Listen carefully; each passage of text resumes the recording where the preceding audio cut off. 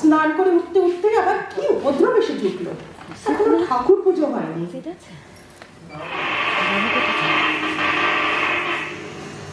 কি ব্যাপার, কি চাই?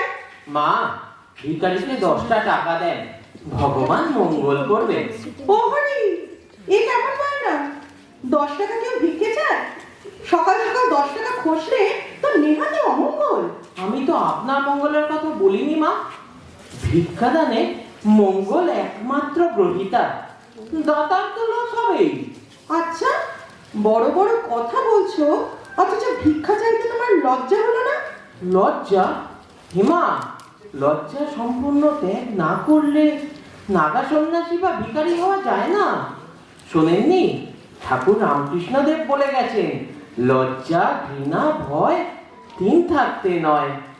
ও বাবা, ঠাকুর রামকৃষ্ণের বাণীও তোমার জানা আছে? কেন থাকবে না? এটা ইনফরমেশন টেকনোলজির যুগ, সবাইকে সব খবরাখবর রাখতে হয়। ভিক্ষের লাইনে আছে বলে কি মুখ্য থাকতে হবে মা? তাহলে একেবারে 10 টাকা চাইবে? কি করব মা, যা ইনফ্লেশন, সংসার চালাতে এটাই লোয়েস্ট ডিনোমিনেশন। ওর কমে তো আর চলে না। বলো কি? হ্যাঁ, দেখবেন এখন সর্বত্র ভিখারিরা 2 টাকা 5 টাকা রিফিউজ করছে।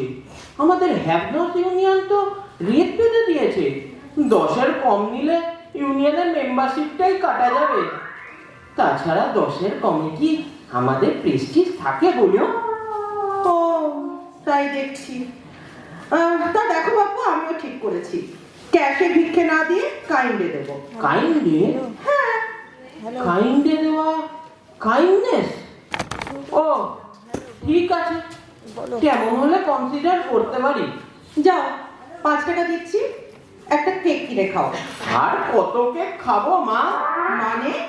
আজকে কিছুটা সস্তা হয় বলে আপনার মতো কেউ কেউ কাইন্ডে সারতে চান, কিন্তু মা সকাল থেকে 5-5টা কেক খাওয়া হয়ে গেছে, এবার তো পেট ছেড়ে দেবে। কি সর্বনাশ, ভরা পেটে ভিক্ষে! তুমি তো দেখছি ভিক্ষের এথিক্সটা হেনস্থা করে ছাড়লে। মা, শুধু পেট ভরলেই কি ভিক্ষের প্রয়োজন ফুরোয়? ভবিষ্যতের জন্য সঞ্চয় করতে হবে না? কি কেলেঙ্কারি! সঞ্চয় করবে, তাও পরের টাকায়? ছি মা, কাউকে পর ভাবতে নেই। পর ভাবে না বলেই তো ঈদের পরে এমন তোলা আদার ব্যবস্থা করে উঠেছে। তাছাড়া শ্রী শ্রী মা তো বলেছেন, কেউ পর নয়, জগৎ তোমার। ওরে ভগবান, এমন জ্ঞান পাপে ভিখিরি আমি জন্মে দেখিনি। মা, স্বয়ং কার্ল মার্কস কিন্তু বলেছেন, হ্যাভনর্সদের উচিত হ্যাভদের থেকে কেড়ে নেওয়া। আমি তো বল প্রয়োগ করিনি, চেয়ে নিচ্ছি। আপনি রাগ করছেন কেন? রাগ করবো না? রাগ করবো না? এমন হাটটা কাটটা স্বাস্থ্য তোমার, চেয়ে খাবে কেন? কাজ করে উপার্জন করতে পারো না? কাজ করে রোজগার করার পর পশ্চিমবঙ্গ থেকে বহুদিন উঠে গেছে মা। সর্বত্র কর্মচারী ইউনিয়নগুলির দলমত নির্বিশেষে একটাই তো স্লোগান, আসি যাই বেতন পাই, কাজ করলে উপরি চাই। শোনেননি মা জননী? শুনেছি বইটি, এই করেই তো দেশটা গোল্লায় গেল। তাছাড়া মা, কাজ কোথায় যে কাজ করব? কাজ থাকলে বাংলায় এমন হাজার হাজার বেকার থাকতো। আচ্ছা, বিপদে পড়েছি। আরে বাবা, চাকরি করতে হবে কেন? স্বয়ং নির্ভর স্বরোজগারেরও তো উপায় আছে। আছে মা, আছে, তবে তার পরিমাণ ওই গোষ্পদের থেকে বেশি নয়। এই দেশে আত্মনির্ভর হওয়ার মাত্র 2টি উপায়, ডাকাতি অথবা ভিক্ষে। ওই ডাকাতির মতো খতরনাক প্রফেশনে না গিয়ে নিরীহ ভিক্ষাবৃত্তি নিয়েছি। এটা কি অপরাধ হলো মা? ওহে ওহে শোনো, তোমার সাথে কথায় পারা যাবে না। আচ্ছা, তুমি কি জীবনে কখনোই কোনো কাজ করোনি? কেন করব না? ভিক্ষেও তো কোয়াইট নোবেল প্রফেশন, আমাদের স্বনিযুক্ত প্রকল্প। আমি বলছি, তুমি কি ভিক্ষে ছাড়া আর কোনো কাজ করোনি? মানে কোনো সোশ্যাল ওয়ার্ক জাতীয়? কেন মা, ভিক্ষেও তো একটি রেসপেক্টেবল সোশ্যাল ওয়ার্ক। কি বললে? হ্যাঁ কি বললে? ভিক্ষে সোশ্যাল ওয়ার্ক?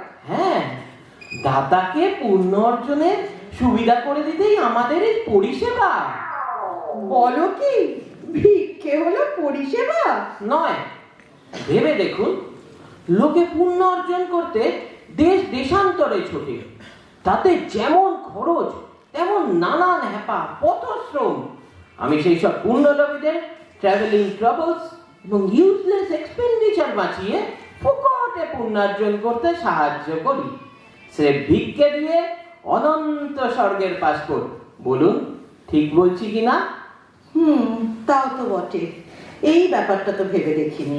আর ভেবে সময় নষ্ট করবেন না মা জননী, সামান্য 10 টাকা তো, এত সস্তায় এমন পরিষেবা আর কে দেবে? তাছাড়া মা, এই যে ভিক্ষে সপক্ষে কনভিন্সিং সওয়াল, এই মার্কেটিং টেকনিক সম্পর্কে জানকারি, তার কনসালটেন্সি ফি দেবেন না? আমি তো তোমার কাছে কনসাল্ট করতে যাইনি। নাই বা গেলেন, গায়ে পরে অ্যাডভাইস দেওয়া তো কনসালটেন্সি বৃত্তিরই অঙ্গ। ফোন নাথিং কারোর রুজির পথে কাটা হবেন না তো। ও, তোমাকে ভিক্ষাবৃত্তির কনসালটেন্ট হতে কে বলেছিল? কে আর বলবে মা, গরজ বড় বালাই। দেখছেন না, একদিন যারা পুঁজিবাদীদের কালো হাত ভেঙে দাও গড়িয়ে দাও বলে চিল্লাতো, আজ কেমন লেজে গোবরে হয়ে পুঁজিবাদীদেরই ভজনায় ভিক্ষের ঝুলিকাতে দৌড়ে দৌড়ে ঘুরছে। আরে বাবা, সে তো শিল্পের উন্নতির জন্য। যথার্থ বলেছেন মা জননী, বাংলার উন্নতির জন্যই তারা ভিক্ষের ঝুলিকাতে দেশে দেশে ঘুরে বেড়াচ্ছেন। তাহলে দেখুন মা, দেশোন্নতি চান কিংবা আত্মোন্নতি, ভিক্ষের কোনো বিকল্প নেই। উফ, বাপরে বাপ, হাত পরিয়ে দিলে সকাল সকাল। নাও নাও নাও, 10 টাকা নাও। ওটা ভিক্ষে বাবদ, কনসালটেন্সি ফি বাবদ আরো 20 টাকা দিতে হবে। কি বললে? বেশ, তোমার হাত থেকে রেহাই পাওয়ার জন্য নাও, আরো 20 দিচ্ছি। সব শুদ্ধ 30 টাকা গচ্চা গেল সকাল সকাল।